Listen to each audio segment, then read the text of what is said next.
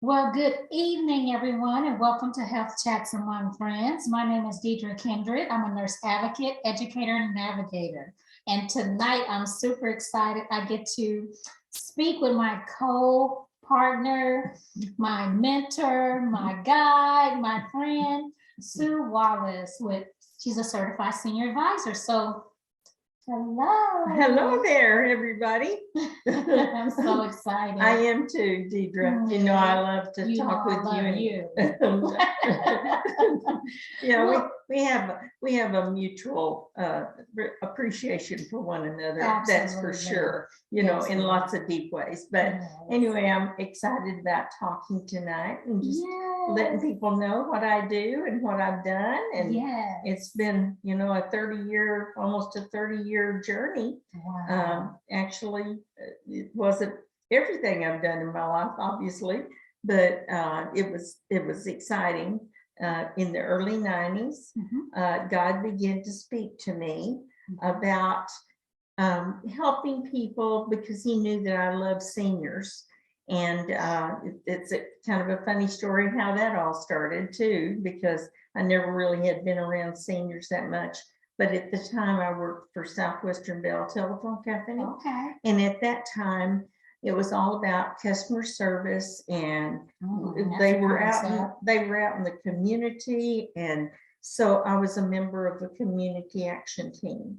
And so one Christmas, we decided to go to Arlington Villa, which is probably one of the oldest continuum of care, which just means that they have villas, they have assisted living, they have a full care center, and even memory, a memory loss. Okay. And so we decided to go out there and entertain the seniors. And because it was Christmas time, we dressed up like Santa Claus and the elves. And that day, I fell in love with seniors. When I left, I couldn't get the experience off my mind. I kept thinking that maybe I'd made a tiny bit of difference in someone's life that day. And so it was one of those things that God is just reminding you of the experience and how you could do that, you know, to help seniors, you know, on a regular basis. So a couple of days later, I told my husband, I said, I've decided what I'm going to do because this old world needs more laughter, and I'm going to be a clown. And he looked at me, he said, Susie, that's perfect. You've been a clown all your life, you know. And so off I went to clown school. I started clowning around for everybody, but it was different whenever I was clowning with seniors. It was I felt something on my heartstring, and so it was totally different. So that was kind of how my love affair started with seniors. And then, as I said, in the early 90s, God began to speak to me about working with seniors, not just playing with seniors. And so, but I had every excuse in the book because I said, but I can't do that. I'm not a social worker. I'm not a nurse. I've got to have a regular job. I had every excuse in the book. And I certainly don't think that God made this happen. But in June of 1993, I was working as a marketing rep for a car rental company, believe it or not. And oldest thing out there. I'm sure I was the oldest thing out there, but I certainly knew how. But the wisest. But I knew how to treat my customers, and that's what was important. But that particular day, it was a Friday, and I had gone into the office for nothing, major, but just taking care of some loose ends. And so I was walking briskly through the parking lot. I wasn't running or anything, but one of our drivers was restoring this old car, and he had parked it over the top of a couple of speed bumps in the parking lot. And so I saw the speed bumps, but it was at the last minute, and I put on my brakes, but it was one of those old speed bumps that lifts up from the pavement. The toe of my shoe caught into the edge. Don't remember a lot that happened immediately, but I must have gone down on my hands because I, I kind of have to take y'all through this because I had never broken a bone in my life. This car was so old that it had a bumper. Okay, so I think it kind of knocked me out or stunned me or something for a little bit. No. And so I just, but when I look, the first thing women do when we do something silly like that, you know, we look around to see if anybody saw us do it. And so that's kind of what I did. And so I thought, well, Sue, you've really done something, you know, you got to get out of this mess, you know. So I reached up to try to pull myself up on the bumper and I couldn't do it. I tried it with one arm and then the other, still clueless that I had broken anything. I thought, wow, you really, you know, you just kind of bruised yours. At that time, I was not, okay? I was not. I must have been kind of in shock or something. I don't know. But this lady was driving by and she said, ma'am, can I help you? And I said, well, I work in that building over there. If you could just tell those folks, that'd be great. And they took me into the office and that's about when the pain started. And when the pain started, it was pretty bad. But so you broke both arms. I broke both arms right at the elbow. Goodness. And anyway, in the emergency room, the young doctor came in there and he had just, he was the saddest little face. And he said, Miss Wallace, I have some terrible news for you. He said, I've only seen this one other time with a painter that fell off of a house, but he said, you have broken both arms. And he said, right at the elbow. And so anyway, I started, you know, kind of, I guess, learning what it was like to be disabled because I had never been, had anything. I had always been a person that just helped everybody else, you know, and so I started my journey of getting myself healthy again.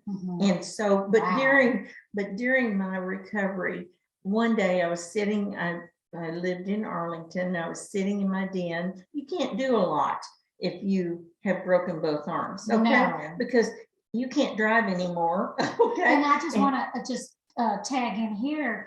It's like, until you have lost the use of something, you never know how that feels. That's right. How helpless. That's right. And we take for granted so many things that we have use of right now until we lose it. That's right. And I had just been, I've been sitting there and I thought, and it was so different for me because I went from a very active person to a person that couldn't do a lot because I had to depend on other people, because even to do, you know, fix my food and things like that. And so I just, that day, this thought just came in my mind and I thought, this is how people feel when something like this happens to them by an accident or just because of the normal aging process. So I bowed my head and I said, dear God, if you choose to heal this broken body, I will do what you've told me to do. Because this had been going on for a couple of years, you know, he'd been laying this on my heart to start, but I didn't have the courage to do it. But like you say, when you have stepped in those shoes, then you really understand. So anyway, I started, I think, the first personal assistant company in Tarrant County. So that was 1994. Okay. It was in June of, let me regress a second, because during this accident happened in June of 93. Okay. And unfortunately, one of my arms didn't heal properly. So they had to take a piece of bone out. So I had to have surgery. So that extended things. And I was questioning, I thought, well, now God, I've told you that I'm going to do what you've told me to do, but I want to hurry and do it. Okay. But Not your time, my time. but looking back at it, which our vision is 2020, is perfect, but looking at it, what he was doing is he was allowing me to see things that would be helpful when I was doing the work that he wanted me to do, like rehab and like having to, sometimes be in a wheelchair and other things, that just life lessons that he gave me through that time to help me understand a little bit about healthcare being in there. And actually, there was nothing like me out there originally. And so, but I thought it was kind of on the fringes of healthcare. And so, and of course, the story is going to evolve to where it became a licensed entity, which it is now. And I know in Tarrant County alone, when I did a study not too long ago, there were 40 personal assistance companies in Tarrant County. Just in Tarrant County. And so there is definitely a need, and the state of Texas actually recognized that in 2003. But I started assisted services April 1st, 1994. Awesome. So God gave me a lot of common sense, and caregiving is common sense. I started it just with myself, and then I added to my staff as needed. And I worked the business out of my home for about 6 years. And then went to an office, had staff to help me, and just added people as I needed to. But in about 2006, I was at a networking meeting, and this lady mentioned certified senior advisor. And I thought, gosh, that's interesting. I'm going to go over there and meet her and see what that's all about. And so I went over there, and she told me about this certification. She said it's a society of people that want to work honestly and ethically with seniors and their families. That's important. And I thought, gosh, that's me. That's what I've been doing. And I have certainly been giving some advice for a few years. And maybe I needed to find out if I really knew what I knew. And so I hadn't been to school in a long time. So I told my staff, I said, I hope that I can, pass this and get the certification, because I think it would be important for me to answer some of the questions that I had. And so I went to Dallas. There was a live class. There was over 200 people in that class. They said immediately, well, the first thing you do when you apply to take your certification, they send you this huge textbook. And I mean, it was small print. It was small print, and they suggested that you read through that before you came to the class. Well, it was only like, I found out about it, and there was a live class in Dallas like in 2 weeks. So, I got the book, and I really, I did what they told me to do, went over there, but they said immediately, about 60% of you will not pass the proctor test. They're nice of them. And so I'm going, well, great, but for 2 days, probably 2.5 days, they threw information that anything that you can imagine about seniors, and that would include not only healthcare, but it would include financial information. It would talk about long-term care planning and just lots of different areas. And so they threw a lot of information at you in a big hurry. And then at the end, you took a proctored test. And for me, I passed the first time. Of course. I was very glad that turned out that way. But it also helped me. I was the only one in healthcare in that class. Most of them were more in the financial insurance type things, or financial planners. That's strange to me. So they just, people didn't know at that time certified senior advisor was Right. not a common term. In fact, now people ask me, well, what is that? When I Right, say that I'm right. a CSA, Right. but fortunately, I've kind of put the word out, and people, there's been several people, social workers, Yeah. that have become CSAs, Yeah, people some that run, nurses, yeah. some people that run like senior centers, they have become CSAs in this area. But actually, I was running assisted services, my company.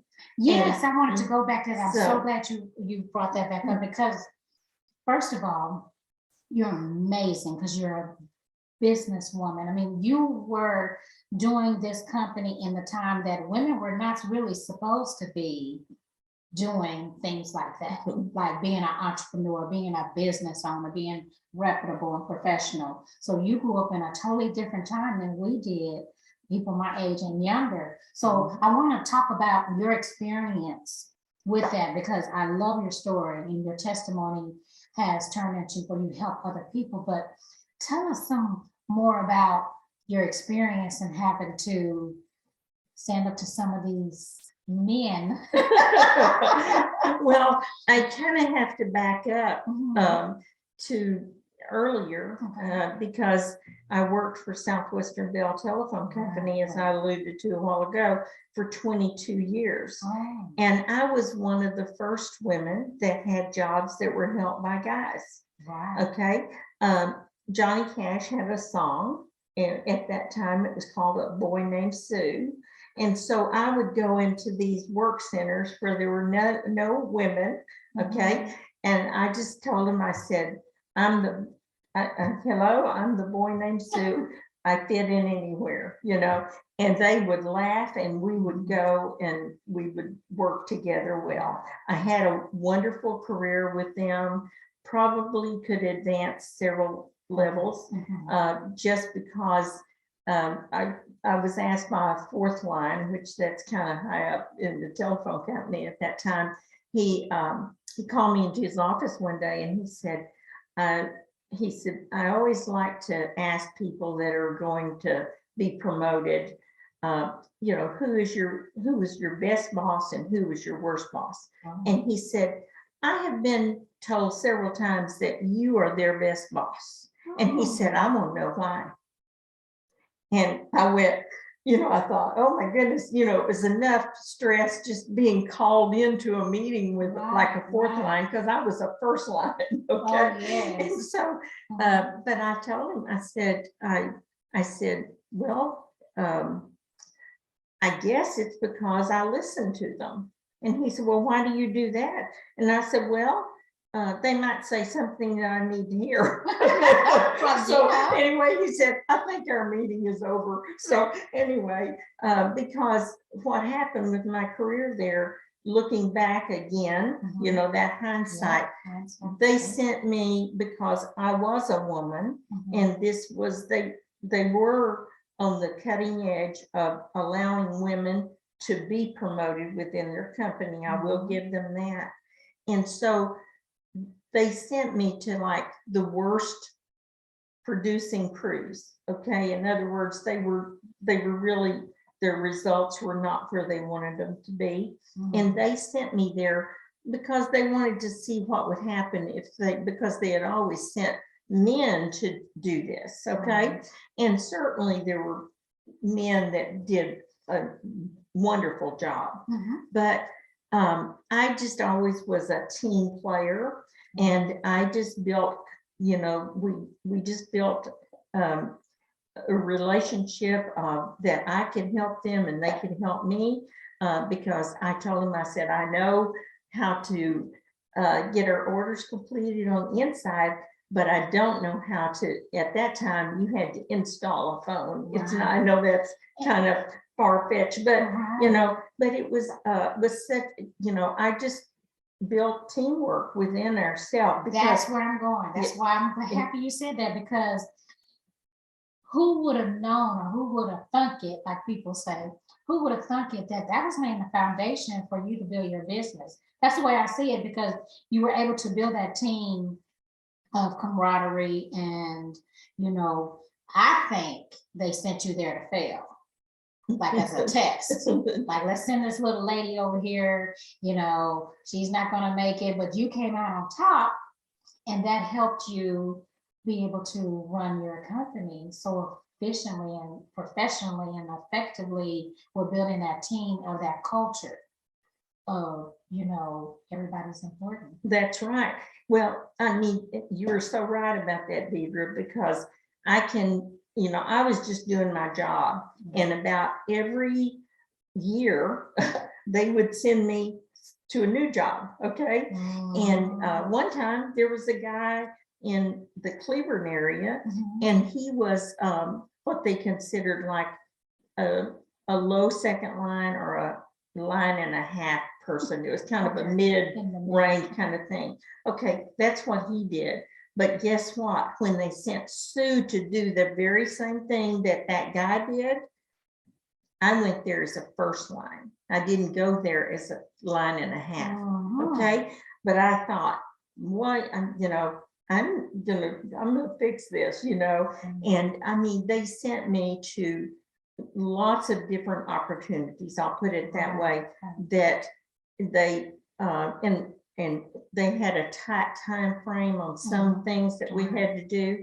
And I think they were surprised. In fact, lots of them told me, lots of my bosses, they said, well, you know, I didn't know that you could get that accomplished in that length of time and things like that. So I think it was, you know, just because I, you know, just tried to build a foundation of trust, and that we all, and we respect, and we had to all work together, you know. And that's what it takes. And even today, that's what it takes in order to make things happen. So that was kind of, you know, I hate to regress, but that's really where my, where the first time that I was put in a position where I was working with men that made a lot more money than me. Okay. And if I knew what I knew today, I would be making what they made, but I didn't know that. But the telephone company was, again, one of the first companies to do an entry level type thing. So when they did that, I got a big raise. Okay. The other guys probably didn't get a very big raise, but I got one. But I want to talk about the raise that you really got. Okay. So because the way I'm thinking of this is that laid the foundation, I think, of persistency, perseverance, dedication, loyalty, tenacity, and that you incorporated all those in your business. And you were one of the first ones, like you were one of the first females at Southwestern Bell. You were one of the first females to start a patient assistance company. Well, I was, you got out there and you did it. So that is just so, you're wonderful. That's so amazing. Well, it's not, it really, there was nobody doing it. I mean, men or women. And really, I think that when people saw me as a woman, now I want to tell you, because I didn't know anything about caregiving. I didn't know anything about healthcare. But what I did is I jumped in with both feet. I mean, I went to everything that I could hear about. I very shortly after I started the company, there was going to be a big fair, a big senior fair, and they did it in conjunction with Altrusa. And I mean, it was a big deal. It was like 2 or 3 days. And so I had done some trade shows, but I didn't have any money. I mean, we're talking about zero money, because what I didn't tell y'all is that after I left the telephone company, I had 2 restaurants, and that's where all my money went. Okay. So I started out with not having any money when I started assisted services. I just was told, this is what your purpose is in this world. And so I started it, but I had to be, you know, very careful and frugal and things like that. So the first, in fact, my oldest mentor is Miss Jane Odeberg, And Yes. she tells everybody she's known me since I was that big, because she remembers that first trade show that I did. I just had a little bit of candy, and I had gone and just copied some yellow pads, because I really didn't even know what I could offer. I just knew a few things that I thought were needed for seniors to remain independent in their home. And that's what it was all about. So anyway, at that trade show, I mean, all these healthcare people just converged upon my table. They said, "Oh, we are so happy to have someone like you, because it's such a needed service. What you're saying that you're going to do is such a needed service." And it really happened that way, that it was such a needed service, because I started in 1994, and then in 2003, the state of Texas saw a need for this type of company. It was under the same umbrella with home health and hospice and dialysis agencies, but it differed in a couple of ways. One was, it was kind of in a little division of its own, which was non-medical. We couldn't do anything that was, it was non-medical. And then also, we were not subsidized by Medicare or Medicaid. And so that made us different. So we were private pay, or as it turned out, we could take long-term insurance, and learned a lot about that. Through the years, I've looked at hundreds and hundreds of long-term policies and helped people to be able to incorporate that into the care that they needed in their home. So, but that's how assisted services started. And then just to add people and make sure that you had the right kind of people that were caregivers, because caregiving is really hard work. You have to be really dedicated to be a good caregiver. And that's what I always said, that I hired people that I would allow to help my own mother. And if they didn't meet that criteria, they didn't get to go to work for assisted services. That's right, they did. And so for 26 years, fortunately, that was what our process was for hiring people and things like that. And it was really God's company. He just allowed me to run it, really. And but I learned so much from other people. As I said, I went to every kind of training there was, and nobody was surprised when they would see me at the Alzheimer's. I really tried to specialize in Alzheimer's care, because so many of my clients had some form of dementia. And so I definitely went to all the training for that. And I just immersed myself in the healthcare industry. And so they didn't really know what to do with me, probably, or our company. But I became active, and how I became active is that I volunteered to be on committees. I volunteered to serve on boards. I worked, actually, the TAGS organization was there just a little bit before I started. And so I was there, and that organization became a chair.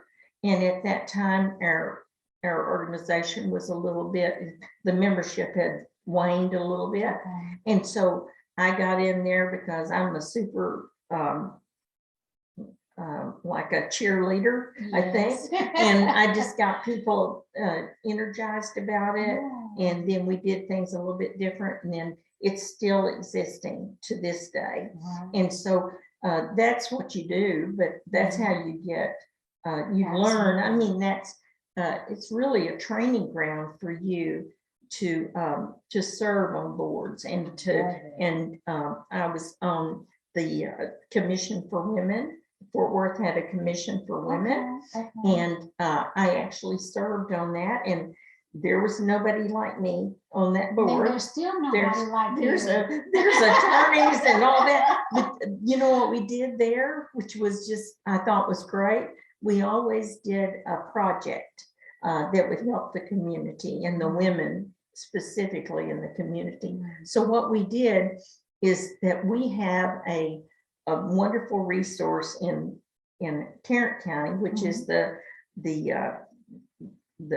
well, goodness, what am I trying to say? The resource center over there on Circle Drive. Oh, yes. And so anyway, what we did, I see it. yeah, I know, I can't think of it, and that's terrible.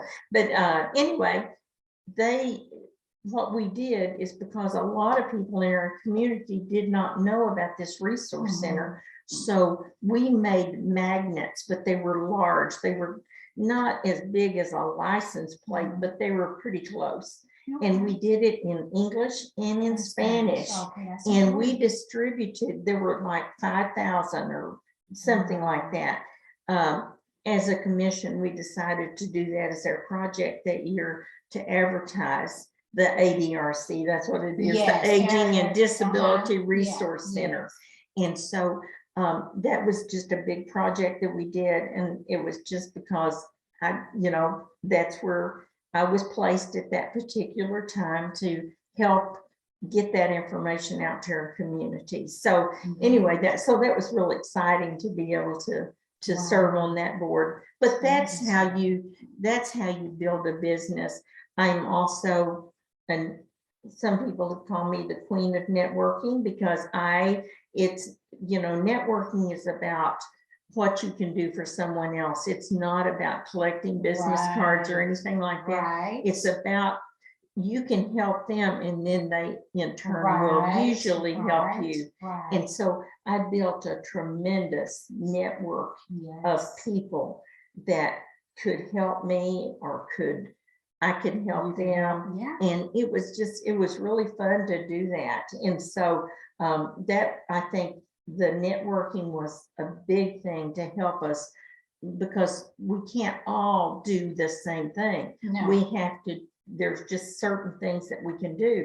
So we have to have that network of people. So if we can't help a client, we know we know someone that can, and we can refer to them. So, I think networking was a lot of advantage for me, because I really learned it's about building relationships. Oh boy, we could do a separate podcast on that one, couldn't we? Relationship building is so important, So, but anyway, I think that is really what carried me through, and knowing that this was my purpose.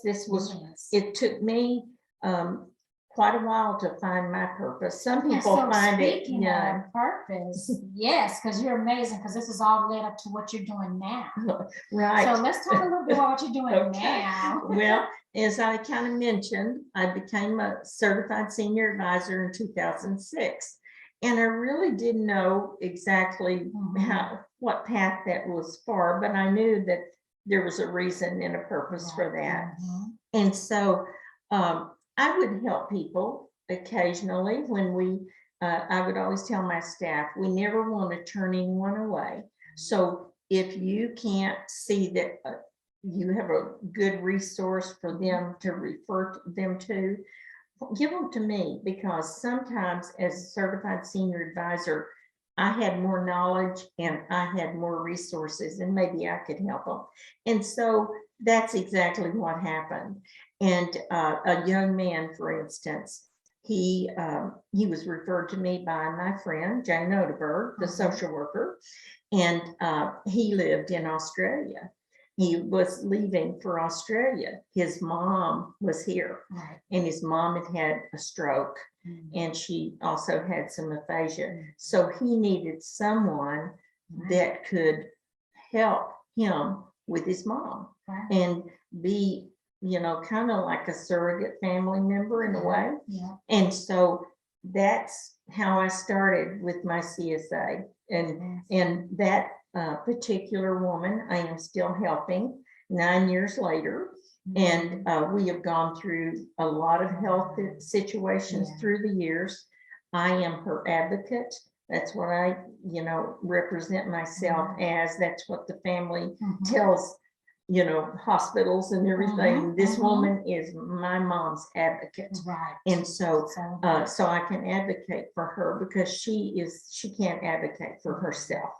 And so that's what I'm doing now. In May of this year, I decided that I was just led to that's my gift of helping people. And I closed my company right before the pandemic. And but 26 years, which is a miracle that you can stay for 26 years in a low-paying industry, because trust me, it is a low-paying industry. I'm so glad you say that, because people should not think going into this for just the money. Now, absolutely, that's another podcast. Yeah, that is absolutely the Get us truth. on our soapbox. Because it is not, if you're, you won't stay long. I'll put it that way. I've seen a lot of companies come and go. Unfortunately, sometimes they paid a high price to have a personal assistance company, perhaps a franchise, a natural franchise or something like that. And they weren't prepared that it really, unless you're just a huge and you have lots and lots of volume, it's really, sometimes it covers your cost. And it's such a touchy subject too. I'm not even going to say what my opinion about not being in healthcare, not having a clue, and going to a healthcare business, but I digress. No, yes, that is another podcast that we can certainly talk about. So, but we can you and I can talk about anything. So, but this was really to, maybe just tell people a little bit about my background. Absolutely. A lot of people have heard my story. I'm certainly, I welcome people that want to know. And, I've advised people, when they started the business, some of the things that you have to do. I've volunteered for groups for their women that have had really tough times, and they're maybe in training to try to think about starting a business of their own. And it's, but again, that would be a podcast that we could do, because there is a lot. You have to be totally committed to it. For 26 years, I was on call 24/7. Okay. And I still am. But it's a different kind of work that I do now. And it's so personal, but advocacy is so important. And what I've learned and what I hear all the time is, that person is so lucky to have you, because, otherwise their situation, maybe it did deal with healthcare or whatever. It could be a financial situation that you're called into, or a hoarding situation. I have helped with, we used to have a hoarding task force. I think we still have it here. Well, I got the call, and they evidently, several agencies have been called in to try to rectify this situation. And so the young man, he told me, he said, Sue, he said, you're my last hope. He said, would you please go?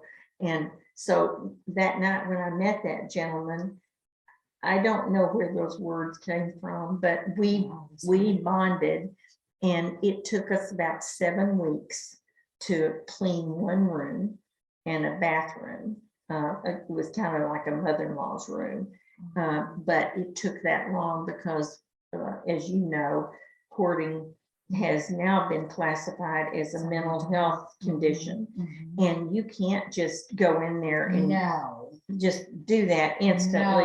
You have to have a plan, and you work with the people and things like that. And that gentleman, he loved my team. We had a team of, there were 4 of us that went in every week, and for a certain number of hours because that's all he could handle. Mhm. But he wanted to take his orders from me. Okay. He liked the other ladies that were on my team, but it was like I had taken the place of maybe his wife, where as far as direction and things Right, like that, he would always come to me. He respected So, you, yeah. so I have pretty well, in the 26 years that I had the assisted services, I pretty well have run into most situations.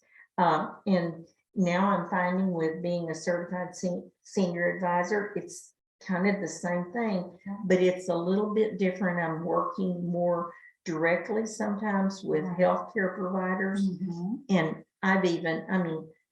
those healthcare providers are so complimentary. They say they are so happy for the way, because I try to help them Yes, 'cause get it's their about job team done. building, right? That's right. So It's we're all. not adversarial. No, That's another podcast. that's right. We're not adversarial. It's all about building that village That's to right. support that, the client. that we That's right. serve. That's exactly Yeah, right. So yeah. that's what it's all about. It's Mhm. about your attention needs to be on that client Right. and what their needs are. Mhm. And sometimes I have been called in before with families Mhm. that maybe not all of them lived here, but they were trying to take care of mom and dad, or at least that's what they said, but they couldn't. They all had different agendas. Yeah. And so sometimes I've been called in as a certified senior advisor that is to the- help the Mhm. families. Right. And all I would really do is just remind them that it's all about the person that we're caring for. It's really not, we can't have our own agendas, okay?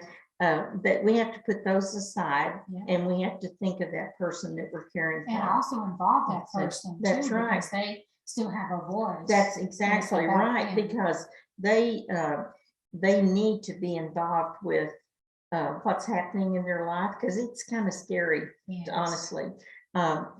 Aging is not, as I've heard, they say it's not for sissies, and sometimes it's not, because it's just a different way of doing things. It doesn't mean that you have to lose your personality or anything like that, but you have to have people that recognize that you still need to have that voice, like you said, and it was well said, because I love that. And they they just blossom.